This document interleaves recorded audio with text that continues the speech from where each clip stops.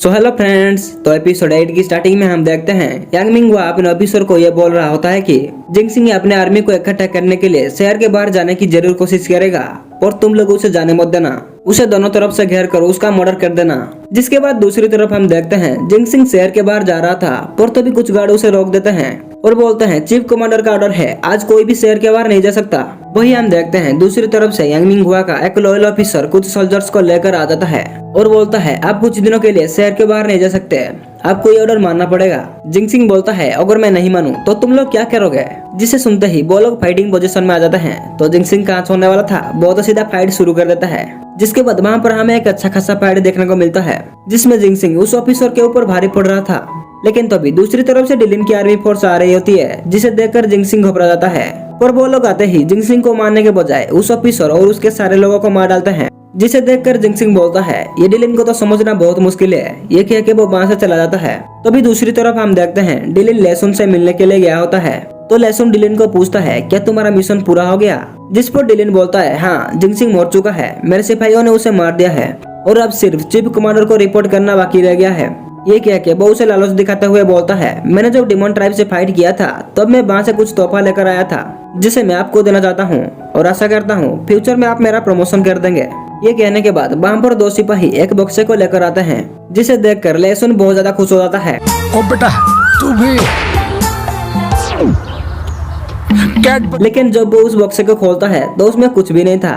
ये देखकर वो कुछ बोल पाता कि वो लोग उसे मारकर उस बक्से में डाल देते हैं क्योंकि वो दोनों सिपाही और कोई नहीं बल्कि जीचन और स्टर्लिंग थे। अब वो तीनों फ्रेंड्स मिलकर उसके लाश को ठिकाने लगाते हैं और प्लान बनाते हैं कि डिलिन अपने 50,000 सिपाहियों को लेकर शहर के बाहर खड़ा रहेगा और जब जीचन सेंट्रल आर्मी को पूरी तरीके से कंट्रोल कर लेगा तो वो 3 लाइट का सिंबल छोड़ेगा जिसे देखकर डिलिन अपने सिपाहियों को लेकर शहर में एंटर कर जाएगा। उसके बाद हमें निंग की घर में दिखाते हैं जहाँ पर मिंग्यू जीचुआन को बोल रहा होता है कि यांग मिंगहुआ ने मुझे अभी एक ऑर्डर दिया है कि मैं आज रात निंग को घर से बाहर ना निकलने दूं, उसे घर पे ही रोक के रखूं क्योंकि आज वो उस फेक लेटर के मदद से कुछ तो बहुत बड़ा प्लानिंग बनाने वाला है। एक्चुअली में वो आज प्रेसिडेंट को मारकर सारे कंट्रोल को अपने अंडर में लेना चाहता है। इतने में वहाँ पर आनी भी आ जाती है जिसे देखकर जीचुआन उसे बोलता है आज रात कुछ बहुत बड़ा होने वाला है तो तुम मेरे बात ध्यान से सुनो। ये कह के वो उसके कान में कुछ कहता है जिसके बाद हमें एक कॉन्फ्रेंस हॉल का सीन दिखाते हैं जहाँ पर स्टोन आर्मी के सारे ऑफिसर इकट्ठे हुए थे और जीचुआन बड़े ही स्टाइलिश अंदाज में सुपरस्टार की तरह हाथ हिलाते हुए रूम में एंटर करता है और बोलता है आप लोग बहुत ज्यादा थक गए होंगे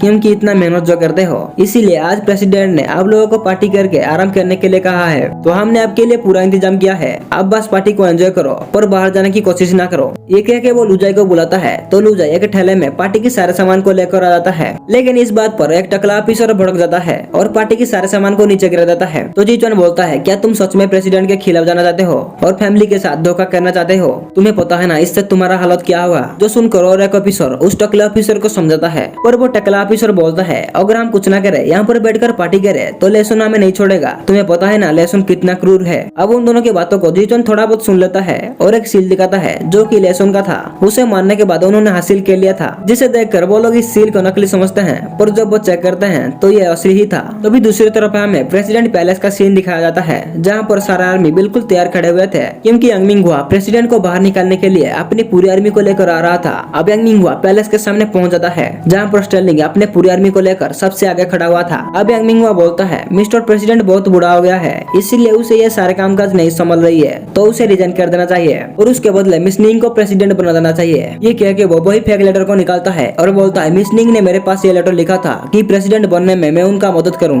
एक्चुअल में मिस्टर प्रेसिडेंट निंग की अंकल लगते हैं जो कि बीमार थे। इस बात का फायदा उठाने के लिए यांग मिंगहुआ ने उस फेक लेटर को बनाया था ताकि वो निंग को प्रेसिडेंट बना के उसको एक कठपुतली की तरह नचाते हुए सारे काम अपनी मर्जी से कर बना चाहता है क्योंकि निंग उतना मैच्योर नहीं हुआ है कि वो प्रेसिडेंट का काम संभाल सके। अब निंग बोलती है मैंने ये लेटर नहीं लिखा है, ये लेटर फेक है। तभी मिस्टर प्रेसिडेंट बोलता है यांग मिंगहुआ तुम एक गद्दार हो, पास्ट में मेरे भाई ने तुम्हारे ऊपर ट्रस्ट करके बहुत बड़ी गलती किया था पर मैं वो गलती नहीं करूंगा। ये कह के वो उसको देशद्रोही डिक्लेयर कर देता है और उसको मारने की ऑर्डर भी दे देता है। ये सुन के दोनों ट्रूप्स के बीच फाइट स्टार्ट हो जाता है जिसमें स्टर्लिंग बड़े ही बहादुरी के साथ यांग मिंगहुआ के सैनिकों का सफाया कर रहा था। अब ऐसे ही फाइट चल रही थी कि तभी यांग मिंगहुआ के पास एक ऑफिसर आता है और बोलता है सेंट्रल आर्मी के कमांडर लेसुन मारा जा चुका है। है तो यांग मिंग हुआ उस ऑफिसर को सेंट्रल आर्मी के कमांड संभालने के लिए बोल देता है, जिसके बाद हमें फिर से कॉन्फ्रेंस हॉल में दिखाया जाता है जहाँ पर जी जुआन सभी को बता देता है कि मैंने सेंट्रल कमांडर लेसुन को मार डाला है क्योंकि वो साजिश रच रहा था, तो प्रेसिडेंट ने उसे मारने का ऑर्डर दिया था। अब तुम्हारी मर्जी है कि तुम गद्दार के साथ दोगे